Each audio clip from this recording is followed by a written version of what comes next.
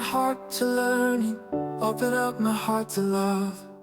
Help me to know myself and how I should learn. I open up to learning, I open up to joy. Help me to learn a language and let it be my happiness. Hello, everyone. Welcome again to another Teacher Joseph podcast. Today, we're going to look at a news story which has been making its way into the national news since Easter time. And that is that a number of travelers' sites, unauthorized travelers' sites, have appeared across the south of England. Now, in the past, travellers were generally known as gypsies, Irish gypsies. Some people refer to them as Romany gypsies, but now it includes everyone who travels.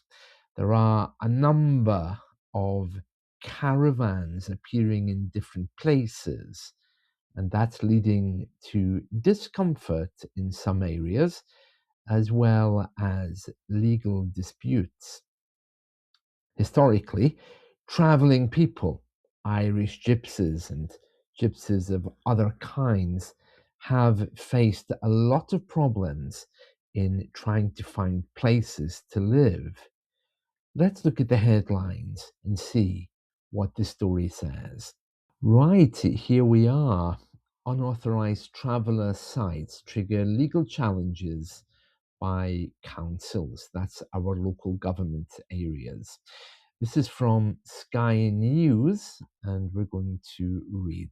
It says councils launched legal action after sites in Surrey, Kent, and Hertfordshire were occupied by travellers over the Easter weekend. And there's a video clip there of the travellers with their vehicles and the caravans. Now, historically, they would have been Irish travellers, or as we call them, Irish gypsies. This article referring to them as travellers for the sake of political correctness, because we don't obviously know at this moment who they are. Right, it says here the unauthorised arrival of travellers at multiple sites across southern England over the Easter period has triggered legal challenges. But with locals up in arms, that just means upset, resolving the disputes is a complex process.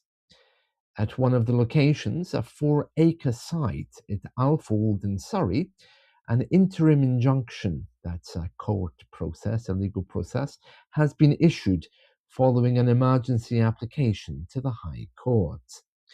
It orders the travellers not to further develop their camp pending another court hearing in a few weeks. And it goes on to talk about how difficult this is. Now here, further down, if I can just move down quickly, it says fundamentally this is a planning issue, as the travellers say they own the land, but they didn't have planning permission to set up their new community. Now this has been an ongoing story for quite some time. There has been a number of communities who buy land, but they don't ask for the correct permission to live on it. And as a result, these things develop. Here's another place, I think. Yeah, this one is the Surrey one. You can see there they've started to appear. It was also claimed that the so-called stop notices issued by the council and the legal process was secured were ignored. And nobody knows for sure when the travellers bought the land, but we think it was sold by a property developer in the last few weeks. So there's a bit of confusion here. There's also confusion as to who they actually are. I mean, I'm assuming when these stories come out, usually they are Irish gypsies. A little bit different from the Romany gypsies, but you could say they're cousins. let's see, technically now, if the travelers continue, that could be criminal. In theory, they could be fined or arrested. But this is not uncommon. This has happened many times before, and they are a minority group, which means that they are protected under the law.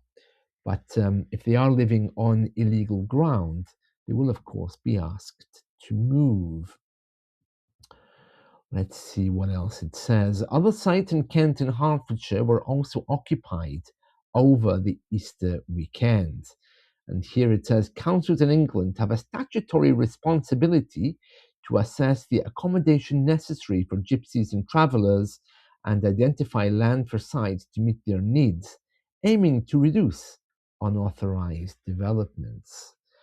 Yes, so in some countries, gypsies live in apartment blocks or some particular areas. Here in the UK, Irish gypsies, they always are moving. They travel around in caravans, and you could open your curtains one morning and find them in your road just sitting there, and it's always very upsetting for people when they find them. I'm not quite sure why, but I'm guessing it's because of some kind of antisocial behavior. But in this case, they are actually on what could be illegal ground. A spokesperson for the police, this is Surrey Police, said, "We are aware of a large number of vehicles and people on a site on Lockswood Road in Alford. We have visited the area along with Waverley Borough Council to engage with those at the site as well as local residents. No criminal offences have been identified by police. The development of the site is a planning permission issue, which is being led by Waverley Borough Council." And this is where it gets complex, because if they do own the land, you can't just evict them in the same way as you can't evict someone from your home if you find them living there. It's very complex. However, that's a big story making headline news. And it seems to me that gypsies and travelers always seem to get into trouble for various reasons around the UK. It's such a pity.